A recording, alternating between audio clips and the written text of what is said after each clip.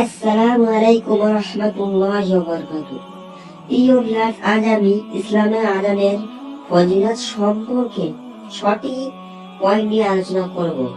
তাই বলছি ভিডিওটি কেউ স্কিপ করে দেখবেন না, তাহলে বুঝতে পারবেন না।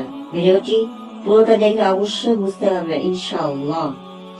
1 নম্বর পয়েন্ট, আবু সাঈদ খুদরি রাহমাতুল্লাহ হতে বর্ণিত, রাসূল সাল্লাল্লাহু আলাইহি সাল্লাম ইরশাদ করেন, মুয়াজ্জিনের আযানের ধ্বনি জিন ইনসান সহ যত প্রাণী শুনবে, কিয়ামতের দিন সকলে তার জন্য সাক্ষ্য প্রদান করবে। 2 নম্বর পয়েন্ট, রাসূল সাল্লাল্লাহু আলাইহি সাল্লাম ইরশাদ করেন যে কিয়ামতের দিন মুয়াজ্জিনের গর্দান সবচেয়ে উঁচু হবে। 3 নম্বর পয়েন্ট, মুয়াজ্জিনের আযান ধ্বনির শেষ সীমা পর্যন্ত সজীব ও নির্জীব সকল বস্তু তার জন্য ক্ষমা